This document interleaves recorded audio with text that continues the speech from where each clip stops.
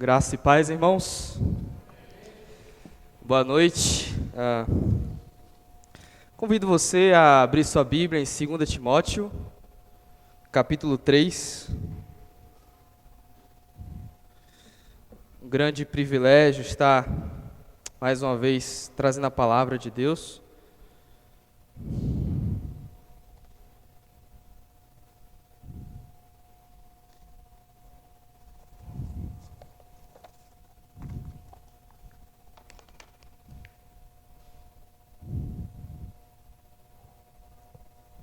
Segunda Timóteo, capítulo 3, nós vamos ler do versículo 1 ao versículo 17. 2 Timóteo, capítulo 3, versículo 1 ao versículo 17. Amém? Diz assim a palavra do Senhor: Mas você precisa saber disto: nos últimos dias sobrevirão tempos difíceis, pois os seres humanos serão egoístas, avarentos, orgulhosos, arrogantes, blasfemadores, desobedientes aos pais, ingratos, ímpios, sem afeição natural, implacáveis, caluniadores, sem domínio de si, cruéis, inimigos do bem, traidores, atrevidos, convencidos, mais amigos dos prazeres do que amigos de Deus, tendo forma de piedade, mas negando o poder dela. Fique longe também destes. Pois entre estes se encontram os que se infiltram nas casas e conseguem cativar mulheres tolas, sobrecarregadas de pecados, que são levadas por todo tipo de desejos, que estão sempre aprendendo e nunca conseguem chegar ao conhecimento da verdade. E do mesmo modo que Janes e Jambres resistiram a Moisés, também estes resistem à verdade. São homens que têm a mente totalmente corrompida, reprovados quanto à fé. Mas esses não irão longe, porque a insensatez deles ficará evidente a todos, como também aconteceu com a insensatez de Janes e Jambres. Mas você, tem seguido de perto o meu ensino, a minha conduta, o meu propósito, a minha fé, a minha paciência, o meu amor, a minha perseverança, as minhas perseguições e os meus sofrimentos, os quais tive de enfrentar em Antioquia, Icônio e Listra. Quantas perseguições sofri, porém o Senhor me livrou de todas elas. Na verdade, todos os que querem viver piedosamente em Cristo Jesus serão perseguidos. Mas os perversos impostores irão de mal a pior, enganando e sendo enganados. Quanto a você, permaneça naquilo que aprendeu e em que acredita firmemente, sabendo de quem você o aprendeu, e que desde a infância você conhece as sagradas letras, que podem torná-lo sábio para a salvação pela fé em Cristo Jesus. Toda a Escritura é inspirada por Deus e útil para o ensino, para a repreensão, para a correção, para a educação na justiça, a fim de que o servo de Deus seja perfeito e perfeitamente habilitado para toda boa obra. Convido você a orar rapidamente nesse momento. Senhor, abençoa, Pai, esse momento da pregação da Tua Palavra. Fala aos nossos corações, que somente a Tua Palavra seja pregada neste momento. E que ela possa ser pregada de forma simples, clara, e que possa tocar os nossos corações de modo a que saiamos daqui transformados. Que Teu Espírito possa agir em nosso meio, abrindo os nossos corações e os nossos entendimentos para entender a Tua Palavra. Em nome de Jesus. Amém.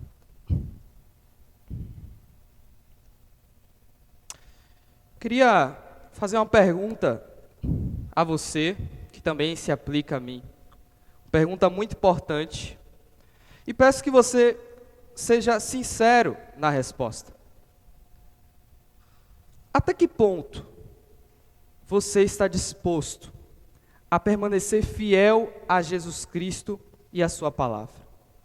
Até que ponto você está disposto a permanecer fiel a Jesus Cristo e a sua palavra? Queria que você imaginasse algumas situações e respondesse. Você estaria disposto a permanecer fiel, mesmo se todas as pessoas do mundo adorassem outros deuses e você fosse o único cristão da terra? Você estaria disposto a permanecer fiel, mesmo se, além de você ser o único cristão da terra, ainda fosse perseguido por todas as pessoas e pela justiça, e perdesse tudo que você tem, casa, carro, família, bens, por pregar a Bíblia? Você estaria disposto a permanecer fiel, mesmo se a justiça dissesse, ou você para de pregar a Bíblia, ou vamos te condenar à prisão perpétua ou à morte? Até que ponto você e eu estamos dispostos a permanecer fiel ao Senhor Jesus Cristo e à sua palavra? Meus irmãos, nós somos tentados a não permanecermos fiéis por muito menos. E se daqui a pouco, daqui a um tempo, daqui a alguns anos, nós sermos julgados e perseguidos por pregarmos, dizendo que, por exemplo, homossexualidade é pecado, que a mulher deve ser submissa ao marido, ou nós, líderes e pastores, for oferecido a nós muito dinheiro para mudarmos a pregação, ou começarmos a agir de modo que, para ficar famoso, ou para que a igreja cresça, e não mais a gente conduza a igreja da forma que a Bíblia diz. Meus irmãos, todos nós, quando aceitamos sermos cristãos, quando tomamos essa decisão, é nos requerido uma coisa que Jesus disse em Marcos 8, 34 a 35, se alguém quiser vir após mim, negue a si mesmo, tome a sua cruz e siga-me, pois quem quiser salvar a sua vida, a perderá, mas quem perder a sua vida por amor de mim e por causa do Evangelho, esse a salvará. Ou seja, para ser cristão, custa tudo. E isso inclui permanecermos fiéis com a Escritura, mesmo perseguidos em uma época de impiedade, de falsos mestres corruptos, de corrupção.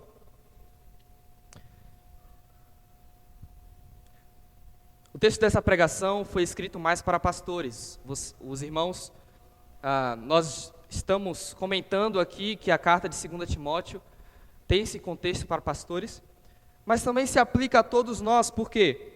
Porque com o texto desse sermão que nós vamos pregar, nós vamos aprender mais sobre o ministério pastoral, tanto para cobrarmos o nosso pastor biblicamente, não só o pastor, mas os presbíteros, mas também para ajudarmos o pastor para viver dessa forma.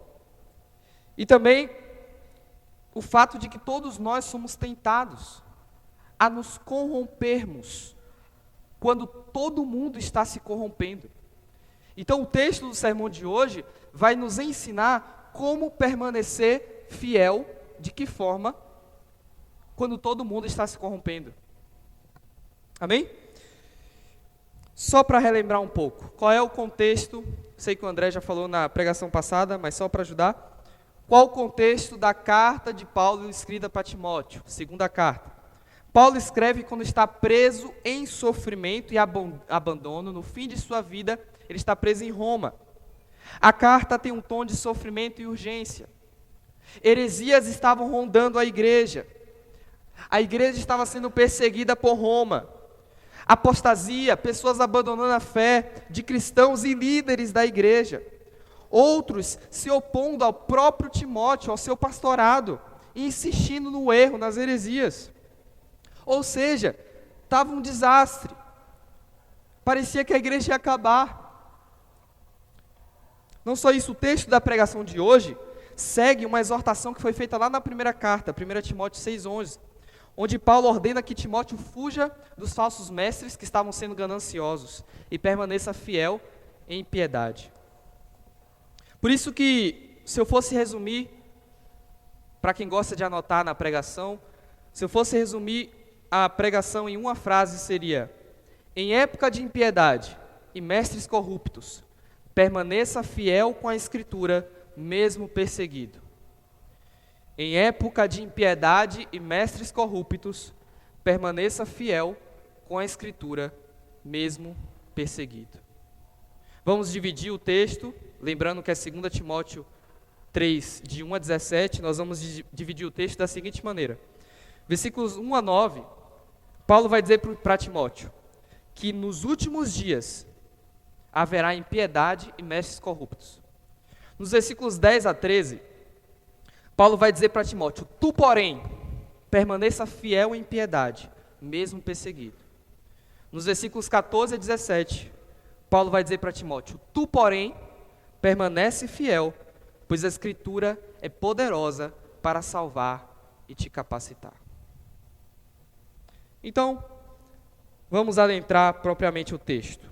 Vamos ver que na impiedade dos últimos dias haverão mestres corruptos. Leia comigo 2 Timóteo capítulo 3, versículo 1.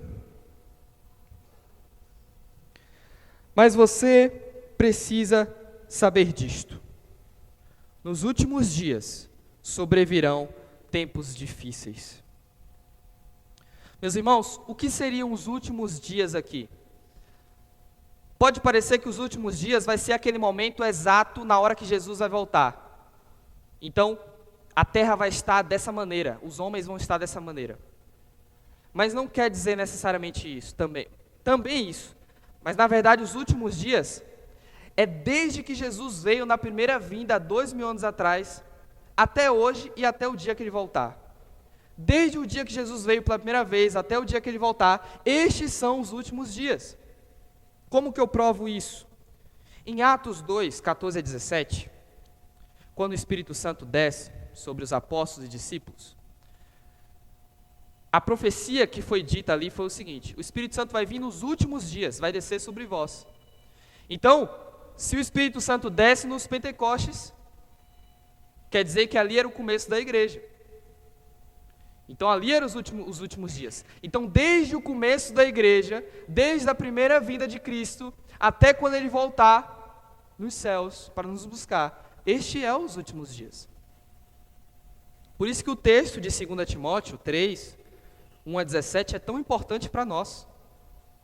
Eu quero pedir a você que enquanto você lê esse texto, principalmente os versículos 2 a 5, você olhe para a nossa sociedade hoje, olha para o mundo hoje, olha para os pastores, muitos pastores de hoje, olha para os falsos mestres, para a corrupção, porque se aplica a nós. E os versículos 2 a 5 diz assim, leia comigo por gentileza.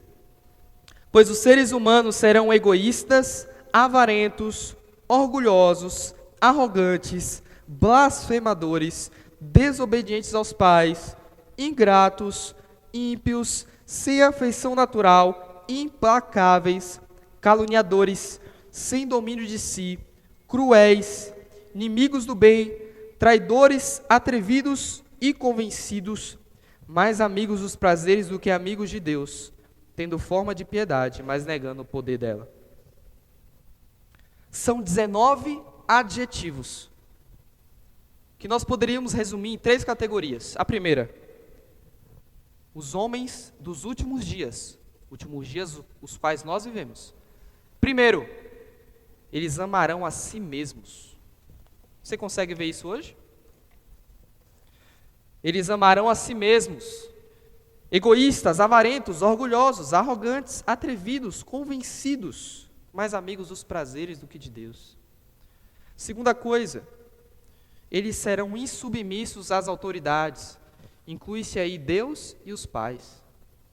Serão blasfemadores, rejeitarão a Deus, zombarão de Deus, desobedientes aos pais, ingratos, ímpios, tendo forma de piedade, negando o poder. Terceiro, não amarão o próximo, serão sem afeição, implacáveis, caluniadores, sem domínio de si, cruéis, inimigos do bem e traidores. Você consegue ver isso hoje?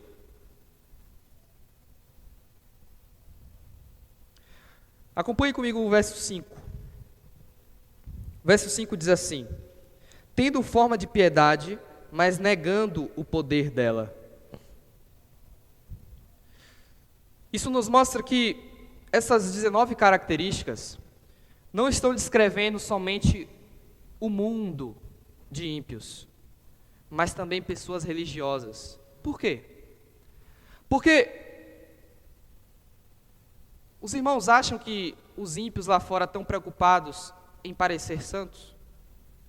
Em parecer homens e mulheres de Deus? Não. Os ímpios não se preocupam com isso. Então o texto, ele está focando mais nas pessoas religiosas, que tem forma de piedade, no exterior parece uma pessoa piedosa, mas no interior, quando está sozinho, no seu pessoal, não vive uma vida cristã.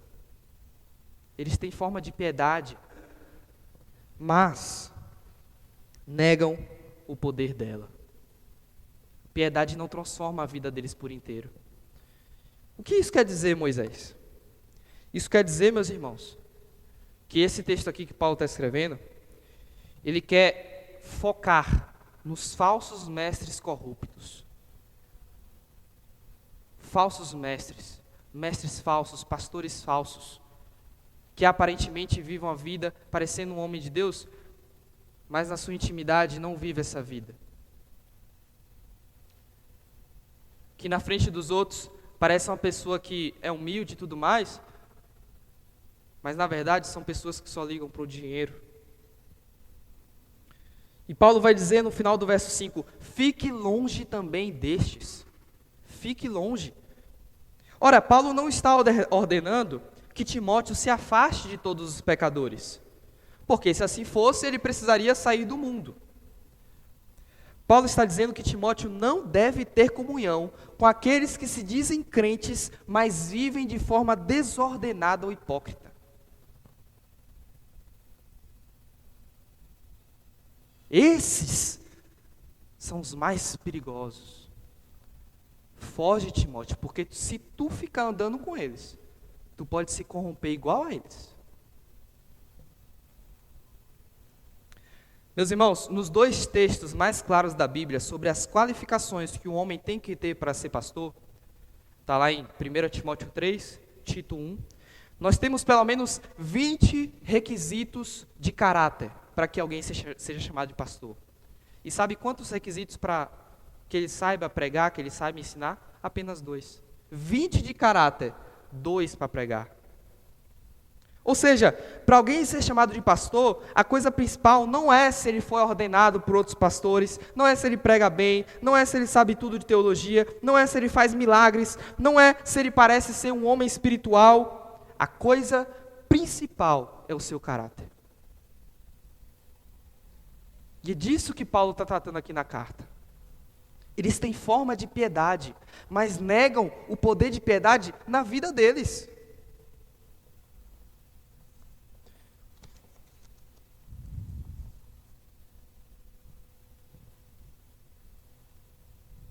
Outra coisa, como eu disse, esse texto ele foi feito mais apropriadamente para pastores e líderes. Então, pastores e líderes, e aqui meu coração treme porque recai sobre mim, não devo tratar o ministério como profissão. Mas isso também se aplica, diácono, presbítero, líder de ministério, serviço na igreja. Não devemos tratar o ministério como profissão, como muitos ministros nesses últimos dias fazem, visando dinheiro, sendo piedoso na frente das pessoas, mas ímpio na vida pessoal. A vida do ministro, eu gosto de uma ilustração do John Piper, ele fala que a vida do ministro tem que ser como um microscópio. Como assim?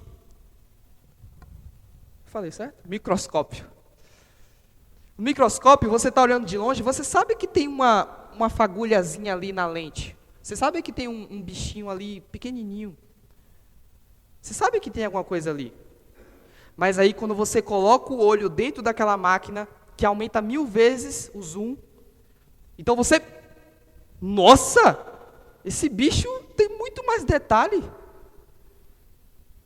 É muito mais coisa do que eu imaginei. Olha quantos detalhes. Aquele simples micróbio vira um mundo de coisas. A vida do ministro da palavra tem que ser assim. De longe a gente consegue ver alguma piedade. Trata bem os irmãos, graça e paz, visita, tudo mais.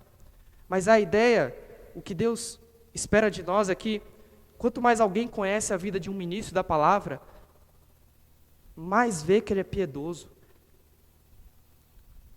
Vê ainda mais que ele é um homem de oração, vê ainda mais que ele é um homem fiel a Deus. E quanto mais conhece, mais vê santidade.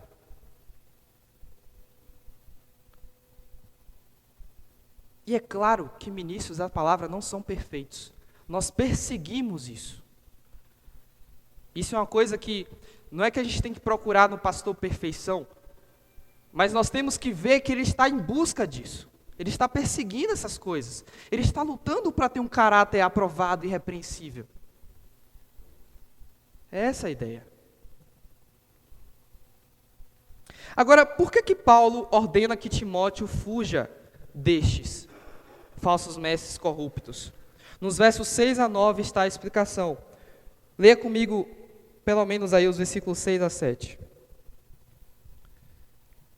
Pois entre estes se encontram os que se infiltram nas casas e conseguem cativar mulheres tolas, sobrecarregadas de pecados, que são levadas por todo tipo de desejos, que estão sempre aprendendo e nunca conseguem chegar ao conhecimento da verdade. Esses falsos mestres, eles penetravam sorrateiramente nas casas. Assim como toda heresia, nunca é escancarada, ela entra sorrateiramente nas igrejas, nos corações, nas casas. Hoje, talvez, através da internet, pelo YouTube. E falsos mestres, eles atraem pessoas imaturas. Perceba que o texto diz que eles cativam, ou seja, influenciam mulheres tolas. Ou seja, mulheres que sabem pouco de Bíblia, mulheres que não são piedosas, mulheres que são fúteis, mulheres que estão preocupadas com a vaidade dessa vida, que estão sempre aprendendo e nunca conseguem chegar ao conhecimento da verdade. Ou seja, não levam o estudo da palavra de Deus a sério. E nós vemos isso muitas vezes, pessoas que estão há muitos anos na igreja e não conseguem responder coisas básicas da Bíblia. Porque não levam o estudo da palavra a sério.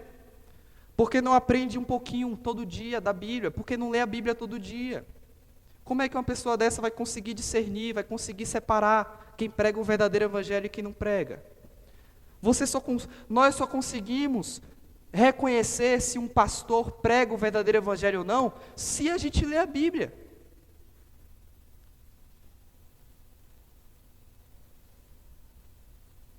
Nós temos a responsabilidade individual de conhecer a palavra de Deus e não ir apenas pelo que os outros nos dizem.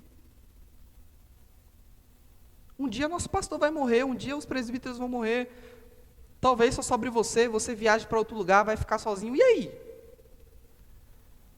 Mas o seu conhecimento da Bíblia vai te proteger de que você seja enganado. E quantas pessoas aí não estão sendo enganadas, tendo o dinheiro tomado, sendo ludibriadas, sendo ensinadas com falso evangelho? Por quê? Porque não conhece a Bíblia. Não conhece o Deus verdadeiro também. Outra coisa, falsos mestres atraem pessoas que têm o mesmo caráter que eles. Eu vou citar algumas coisas aqui, não sei se você vai conseguir acompanhar, mas o texto diz que, ali no versículo 6b, que as mulheres todas, elas são enganadas. No versículo 13 vai dizer que os líderes corruptos enganam e são enganados. No versículo 8, os líderes corruptos, eles resistem à verdade. No versículo 7, as mulheres tolas não chegam à verdade.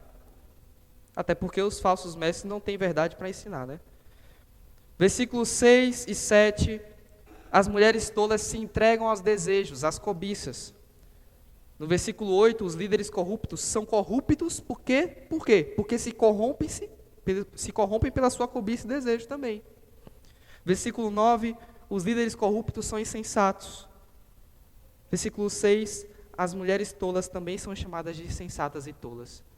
Ou seja, os falsos mestres atraem pessoas que têm o mesmo caráter que eles, como Moisés.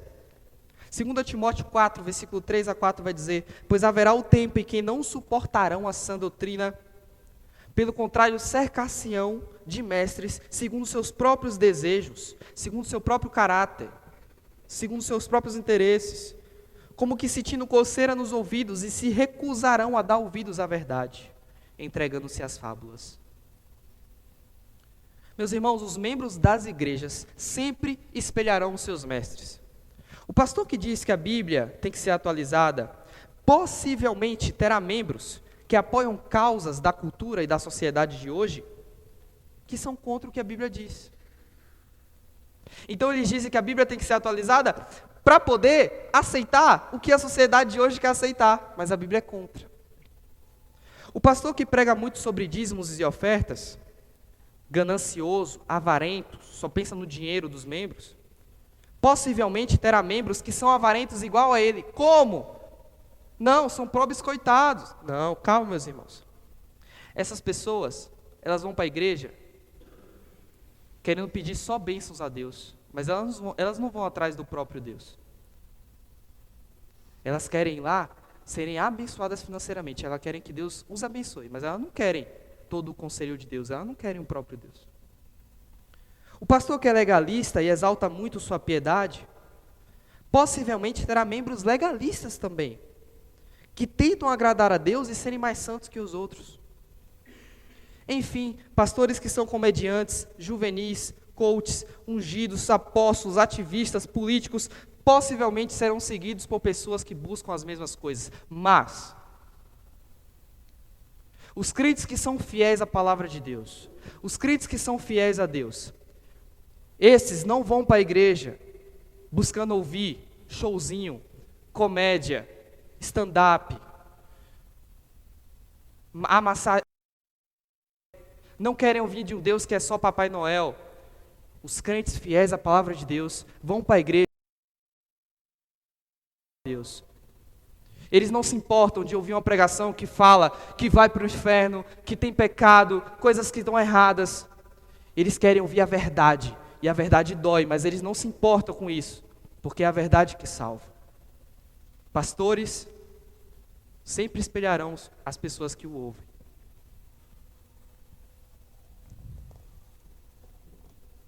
Por isso que o ministro deve perseverar na pregação da palavra, sem mudar nenhum tio, para agradar pessoas que não são submissas ao Senhor. Agora eu peço que você acompanhe comigo versículos 8 e 9. E do mesmo modo que Janes e Jambres resistiram a Moisés, também estes resistem à verdade. Estes quem? Os falsos mestres corruptos. São homens que têm a mente totalmente corrompida, reprovados quanto à fé. Mas esses não irão longe, porque a insensatez deles ficará evidente a todos, como também aconteceu com a insensatez de Janes e Jambres. Quem é Janes e Jambres? Eu nunca vi esse nome na Bíblia, estou vendo agora. Janes e Jambres, possivelmente, são aqueles magos, lá no Velho Testamento, aqueles magos que, quando Moisés está fazendo aqueles milagres das pragas, aqueles magos ali começam a fazer os mesmos milagres, para disputar ali com Moisés, lá na frente de Faraó, no Velho Testamento, em Êxodo 7:11. Janes e Jambres, muito provavelmente, são aqueles magos. E Janes e Jambres resistiram a Moisés, fazendo os mesmos milagres que ele fazia, para quê? Para desmerecer e provar que o poder de Moisés, ou seja, o poder do Deus de Moisés, era um poder comum, não era um poder diferenciado. Então, o primeiro milagre foi transformar cajado em serpente. E aí o cajado de Arão devorou deles. Segundo milagre, água em sangue, transformar água em sangue. Terceiro milagre, Moisés fez um milagre de ter enxame de rãs no Egito. Meus irmãos, os mestres corruptos resistem à verdade porque têm a mente totalmente corrompida. Provérbios 4:23 diz: nós devemos guardar o nosso coração, porque dele procede todas as coisas que nós fazemos, todas as saídas da vida. Ou seja, se nós nos descuidamos da nossa integridade, temor a Deus, humildade piedosa, damos brecha para corrompermos as nossas mentes. E esse é o primeiro passo para sermos como Janes e Jambres, resistir à verdade. Por que Janes e Jambres resistiam a Moisés, que era um homem que estava trazendo a verdade? Porque eles tinham a mente corrompida.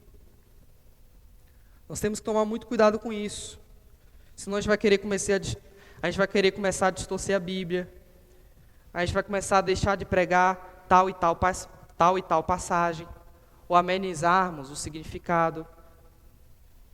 Iremos seguir mestres que preguem outras coisas e não o Evangelho, porque a gente não quer mudar a nossa vida. Mas, no versículo 9, nos diz que a insensatez de Janes e Jambres ficou evidente a todo mundo, assim como os falsos mestres ficarão. E como que isso aconteceu? Os milagres de Janes e Jambres começaram a falhar. Eles começaram a fazer milagres querendo copiar Moisés, mas os milagres deles começaram a falhar. Quando eles tentaram copiar o milagre do piolho, eles não conseguiram e disseram: rapaz, isso aí é o dedo de Deus mesmo. Isso aí que Moisés está fazendo. Quando eles tentaram fazer o quinto milagre das úlceras, eles não conseguiram, e a Bíblia diz que eles não podiam permanecer diante de Moisés, porque seus corpos se encheram de tumores. Eu queria dizer, meus irmãos, que os pastores falsos e corruptos de hoje, os mestres que estão por aí, que não pregam o verdadeiro evangelho, eles não irão longe, porque a insensatez deles aparecerá. Seja aqui na terra, ou seja no dia do juízo final, quando Jesus aparecer nos céus. Por isso que nós temos que confiar na Bíblia, porque isso vai acontecer. Agora, não é só pastores falsos e mestres corruptos que resistem à verdade e depois são pegos em insensatez. Tem aquele professor ateu lá na universidade, que zomba da verdade do evangelho. Tem aquele colega de trabalho que não quer saber de Deus e acha que é besteira. Tem aquele colega nosso que é escarnecedor, aquele membro da família da gente, que quer curtir a vida e acha que ser crente é um saco e Deus não existe. Mas, meus irmãos, se você parar para pensar direitinho, a insensatez destes é vista quando a verdade do evangelho vence as crenças deles. Como? Você não consegue ver piedade na vida deles muitas vezes. O que eles acreditam é vazio. São desesperançosos. E no fim, normalmente o que eles acreditam levam eles à destruição. Por isso que a gente precisa pensar no Salmo 73. Quando o salmista ele fala com Deus: Deus, os ímpios estão prosperando. Mas então no final do Salmo ele diz: mas é verdade, Senhor. Nós, o teu povo, seremos salvos eternamente, mas eles serão destruídos no final. Acompanhe comigo os versículos 10 a 13. Agora, a ideia aqui, Paulo vai dizer para Timóteo: está vendo esses falsos mestres corruptos? Tu, porém, Timóteo, permanece fiel em piedade, mesmo perseguido. Diz assim: mas você tem seguido de perto o meu ensino, a minha conduta, o meu propósito, a minha fé, a minha paciência, o meu amor, a minha perseverança, as minhas perseguições, os meus sofrimentos, os quais tive de enfrentar em Antioquia e Icônio e Listra. Ou seja, Paulo deseja que Timóteo imite o exemplo dele e não dos falsos mestres. Nós precisamos lembrar que Timóteo era o filho na fé de Paulo. Ele foi discipulado por Paulo, andou com Paulo, viveu anos com Paulo, fortalecendo as igrejas. E aqui nós podemos ver que Paulo, ele é mais do que um professor em sala de aula que só quer ensinar com palavras, que só ensina muitas vezes com palavras. Paulo ensina Timóteo com a vida. E isso nos lembra de uma coisa que nós temos falado muito aqui na IBAGE, que é o discipulado. O que é que está acontecendo aqui no versículo 10 e 11, senão o discipulado? Paulo discipulou Timóteo. E nós conseguimos ver que Paulo diz que você tem seguido de perto o meu ensino, ou seja, nós conseguimos compreender então que o discípulo, ele deve conhecer o ensino do seu discipulador. Você vai escolher alguém para discipular? Tire dúvidas, estude a Bíblia junto, mostre o que você acredita. Paulo vai dizer, você tem seguido de perto a minha conduta. Então dê abertura para que seu discípulo conheça o seu estilo de vida. Veja como você lida com o seu trabalho, o seu casamento, os seus filhos. Não é que você vai ser perfeito, mas deixa ele ver como você lida com a sua vida. E aí também nos traz a responsabilidade de viver uma vida de piedade de verdade, e não de fachada. Porque senão o discípulo vai ver isso na nossa vida. Paulo diz, você tem seguido de perto o meu propósito, a minha fé. Então ore com seu discípulo, sirva com ele, evangelize com ele, faça devocionais com ele. Mas também seja transparente quando sua fé estiver fraca. Porque certamente, Paulo não era um super-homem perfeito. Você tem visto de perto a minha paciência. Seja paciente com o progresso da igreja e com o progresso do seu discípulo. Seu discípulo muitas vezes é novo na fé, e você demorou anos para chegar na maturidade espiritual que você tem. Ele ainda vai chegar um dia. Você tem seguido de perto o meu amor. Ame a igreja, ame seu discípulo, ore por ele, jejue por ele. Vocês se decepcionarão em algum momento, mas continue amando. E você tem seguido de perto a minha perseverança, as quais tive de enfrentar, e as minhas perseguições, os meus sofrimentos, os quais tive de enfrentar em Antioquia, Icônio e Listra. Ande com seu discípulo. Às vezes nós damos a desculpa que não temos tempo para discipular alguém, mas você pode fazer coisas simples. Você vai fazer uma viagem a trabalho, pode levar alguém, a empresa não se importa, chama o discípulo para ir com você. Você vai cortar grama, chama ele para te ajudar. Você vai pagar uma conta no banco, chama ele para ir junto. Vai fazer compra no supermercado. Eu lembro que uma vez eu era discipulado por um pastor, e ele era um homem muito atarefado, ele trabalhava na Caixa Econômica, era pastor, e quando ele ia fazer compra no supermercado, ele me chamava, e muitas conversas saíam dali. Então, pense nisso. Você tem seguido de perto as minhas perseguições, as quais tive de enfrentar em Antioquia, Icônio e Listra. Antioquia, Icônio e Listra, Paulo foi expulso da cidade. Paulo fugiu da cidade porque foi ameaçado com apedrejamento. Em Listra, Paulo foi apedrejado e tirado da cidade parecendo morto. Porém, o Senhor dele livrou ele de todas elas. Porque a presença de Jesus no barco das nossas vidas não quer dizer a ausência de tempestades, mas a certeza de que nós nunca iremos afundar. O versículo 12 diz, na verdade, todos os que querem viver piedosamente em Cristo Jesus serão perseguidos. Esse versículo talvez é um dos pontos altos desse texto, né? Todos que querem viver piedosamente em Cristo Jesus, ou seja, viver de verdade o que Jesus pede, serão perseguidos. João 15, versículos 18 a 20, Jesus diz, se o mundo vos odeia, sabei que primeiro ele odiou a mim. Se vocês fossem do mundo, o mundo amaria vocês. Como todavia vocês não são do mundo, pelo contrário, eu os escolhi dele, por isso o mundo odeia vocês. Lembre-se da palavra que eu vos disse, não é o servo maior do que o seu senhor. Por isso, se perseguiram a mim, perseguirão a vocês. Meus irmãos, a vida cristã não é fácil. Quer seguir a Jesus Cristo, espere sofrimento.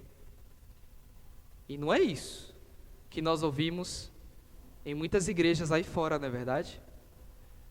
Aceite Jesus e você vai ser abençoado. Aceite Jesus e você vai ficar rico. Aceite Jesus e seja liberto. Aceite Jesus e sua vida vai mudar. A Bíblia não fala isso. Se quisermos seguir a Jesus, espere sofrimento. Afinal, um diamante, antes de tudo, é uma pedra feia, mas só com a lapidação se torna brilhante. A lapidação vai doer. Até porque nós vivemos no mundo ímpio, aprendemos a viver uma vida ímpia. E Jesus precisa lapidar a gente conforme os anos passam. Vai haver angústia e perseguição, você vai ter sofrimentos por causa do Evangelho, pode perder amigos, trabalho, reputação. Você vai ter que renunciar a prazeres deste mundo, pecados, e deixar de lado a busca por ser rico, famoso a qualquer custo. Satanás irá tentar tirar você do caminho. Você que ainda não aceitou Jesus está aqui nessa noite. Você quer mesmo entrar nessa? Mas lembre-se que se você quiser entrar, vai ter que perseverar até o fim. Mas no final você será salvo. O que adianta ganhar o mundo e perder a alma? Vai valer a pena a recompensa no final. Você vai sofrer, mas vai estar sofrendo por causa da verdade, por causa do que está fazendo o que é certo, porque está seguindo o Criador. Vai valer a pena no final.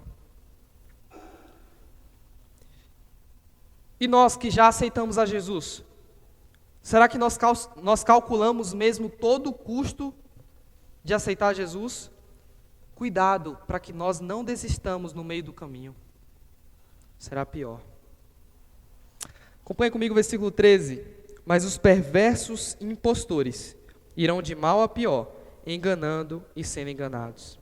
Ou seja, os pastores, os mestres falsos e corruptos, os pastores falsos, corruptos e as pessoas que não seguem o Evangelho, elas acham que estão enganando, mas na verdade, elas estão vivendo uma mentira. E no fim, quando elas se encontrarem com Deus verdadeiro, no dia do juízo, elas verão que não adiantou de nada viver uma vida nessa terra enganando os outros e vivendo uma mentira. Então Paulo, no versículo 14 a 17, ele chega na última parte do nosso sermão. E ele vai nos mostrar como nós vamos conseguir permanecer fiéis, mesmo quando todo mundo está se corrompendo, mesmo quando tem pessoas ensinando o evangelho errado em todo lugar. Ele vai nos ensinar como nós conseguimos fazer isso. E ele vai nos dizer que vai ser através da palavra de Deus, da Bíblia. Tu, porém, permanece fiel, pois a Escritura é poderosa para salvar e capacitar. Leia comigo, por gentileza, versículos 14 a 15. Quanto a você, Timóteo, permaneça naquilo que aprendeu e em que acredita firmemente, sabendo de quem você o aprendeu, e que desde a infância você conhece as sagradas letras que podem torná-lo sábio para a salvação pela fé em Cristo Jesus. Permaneça naquilo que aprendeu, ou seja, permaneça nas Sagradas Escrituras, na Bíblia, o que ela ensina, a vida de piedade, sabendo de quem você aprendeu. Ou seja, Paulo não diz aqui especificamente de quem Timóteo aprendeu, mas com certeza são pessoas de caráter piedoso, que o ensinou desde pequeno. Quem seriam estes? 2 Timóteo 1,5 vai nos dizer lá no início da carta. Sua avó Lloyd, que era crente, sua mãe Eunice, que criou ele no caminho do Senhor, e o próprio Paulo, que foi o pai na fé de Timóteo. E que desde a infância você conhece as Sagradas Letras, ou seja, o Velho Testamento, o Novo Testamento ainda não tinha sido formado, mas isso vale para toda a Escritura que temos hoje, que podem torná-lo sábio para a salvação em Cristo Jesus. Não somente ele consegue resistir aos falsos mestres, mas ele tem que se lembrar que Jesus salvou a vida dele, que a Bíblia pode levar ele a isso. Meus irmãos, uma pergunta interessante que a gente pode fazer é: se Paulo não tivesse discipulado Timóteo, se a avó de Timóteo não tivesse discipulado ele, se a mãe de Timóteo não tivesse discipulado ele, e Timóteo, se eu não me engano, tinha um pai grego,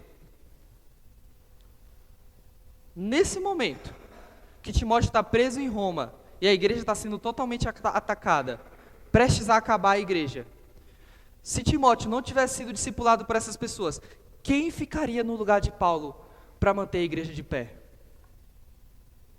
Isso quer dizer que não importa se você discipula uma criança, um adolescente, um jovem ou quem for que seja. Se você está discipulando alguém, você está discipulando alguém que possivelmente pode ser uma pessoa que Deus vai usar para converter milhares de pessoas, milhões de pessoas. Talvez vai ser uma pessoa que vai fazer diferença na política. Talvez vai ser a pessoa que vai sustentar a igreja nos momentos mais difíceis. Talvez vai ser aquela única pessoa que vai resistir fiel a Jesus quando todos abandonarem. A gente pode não ver isso agora, mas pode acontecer. E a vida de Timóteo prova isso.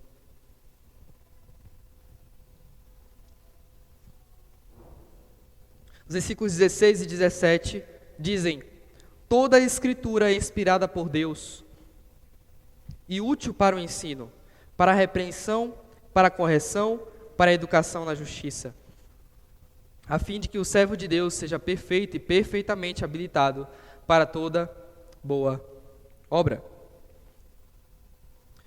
Toda a Escritura, já expliquei, Velho Testamento e posteriormente o Novo Testamento também. E a Bíblia, as Escrituras Sagradas, são inspiradas por Deus. Eu vou usar um termo aqui na teologia que é um pouco complicado, mas os irmãos vão entender. A teoria que se tem de como a Bíblia foi inspirada por Deus é a teoria de inspiração verbal e plenária. O que quer dizer isso? Presta atenção. Embora os autores, quando escreveram a Bíblia, escrevessem enquanto pensavam, sentindo-se seres humanos, ou seja, os autores escreviam com a sua personalidade, com aquilo que eles pensavam.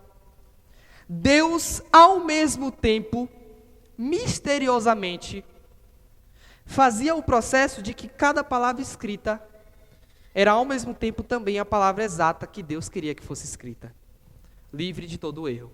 Então, ao mesmo tempo que Paulo estava escrevendo essa carta para Timóteo, com a personalidade dele, com o que realmente ele pensava, Deus, de forma misteriosa e soberana, fazia com que Timóteo, com que Paulo, escrevesse exatamente o que Deus queria. Não é fantástico isso?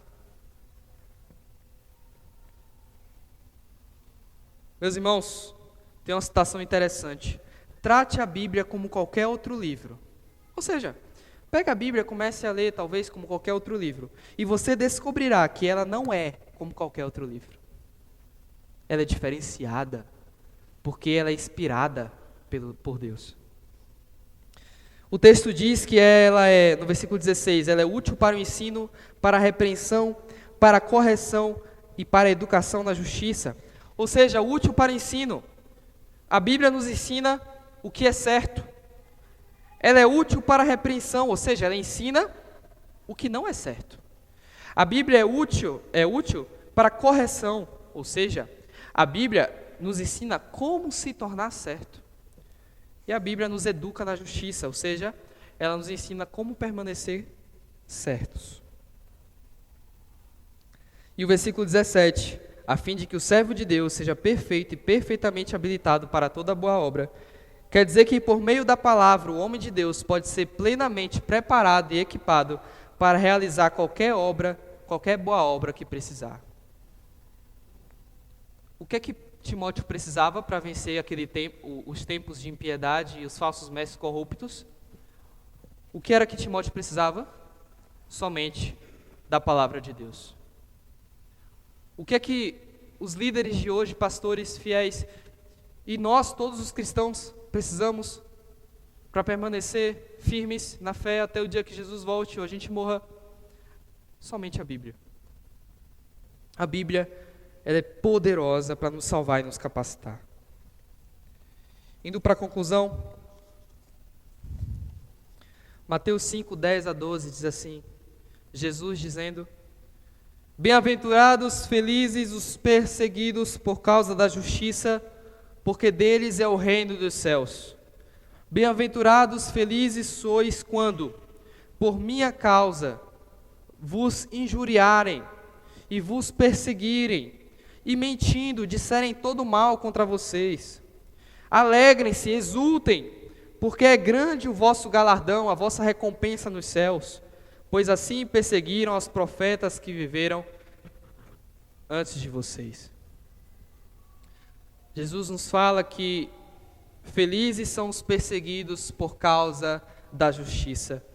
E que devemos nos alegrar se somos perseguidos, pois essa também foi a característica de todos os homens e mulheres de Deus na história antes da gente.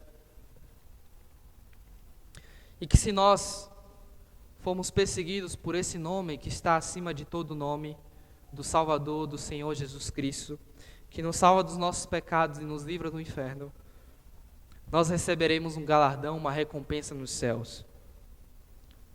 E esse galardão, embora nós perseveramos, não é mérito nosso, mas é mérito totalmente de Cristo. Esse galardão foi Jesus que conquistou para nós.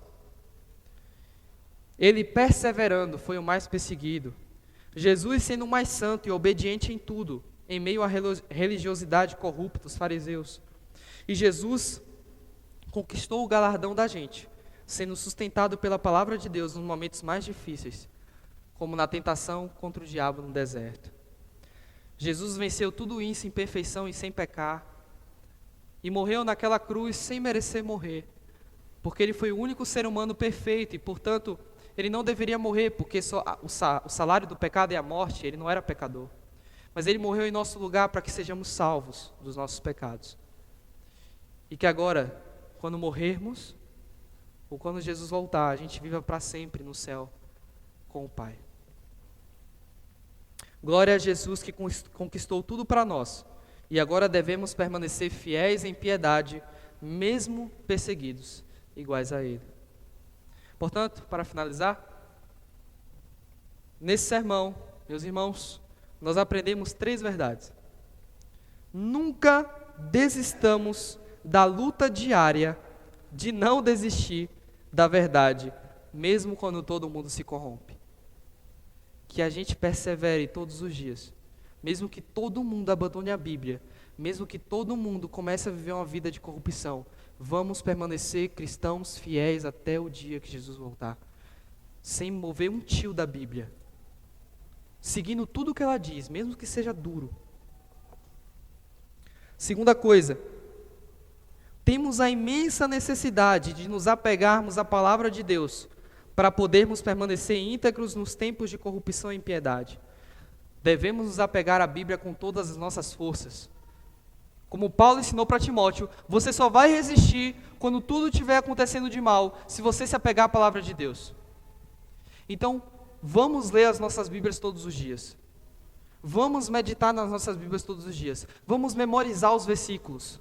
Vamos nos apegar com todo o nosso coração, porque a Bíblia nos dá vida. Ela nos vivifica. É isso que o salmista vai dizer. O que me consola na minha angústia é isto, que a tua palavra me vivifica. Salmo 119, 50. E por último, temos a imensa necessidade de nos apegarmos às promessas de Jesus e fixar sempre os olhos na eternidade, para não nos entregarmos aos supostos benefícios que a corrupção desta breve vida nos oferece. Rejeitemos a oportunidade de ganhar mais dinheiro para nos corromper. Rejeitemos facilitar o evangelho para agradar pessoas. Vamos nos apegar às promessas de Jesus, que nós não somos cidadãos dessa terra, mas cidadãos dos céus. Vamos esperar todos os dias, nos esforçar para esperar todos os dias Jesus voltar. E assim, permanecermos fiéis às promessas dEle, à palavra dEle até o final. É isso que nos dá forças. Amém? Vamos orar. Senhor, obrigado pela Tua palavra. Nos ajuda, Senhor, a permanecermos fiéis a ela, Senhor. Mesmo nesses tempos difíceis, nesses últimos dias, quando muitas pessoas, muitos cristãos, muitos líderes, muitas igrejas estão se corrompendo, estão deixando-se levar, estão se vendendo. Ó Deus, nos ajude a sermos cristãos fiéis. Que ao sabermos de alguma coisa que estamos fora do Teu caminho, a gente não venha pensar 2 vezes, mas nos consertemos. Que venhamos nos apegar à Tua palavra, Senhor, e não negligenciar a leitura dela. Nos ajude, Senhor. E quando estivermos prestes a esquecer dessas coisas, que com Tua misericórdia o Senhor nos lembre. E nos dê um coração quebrantado e humilde, para permanecermos fiéis em piedade, mesmo em tempos de corrupção, mesmo se formos perseguidos. Em nome de Jesus. Amém.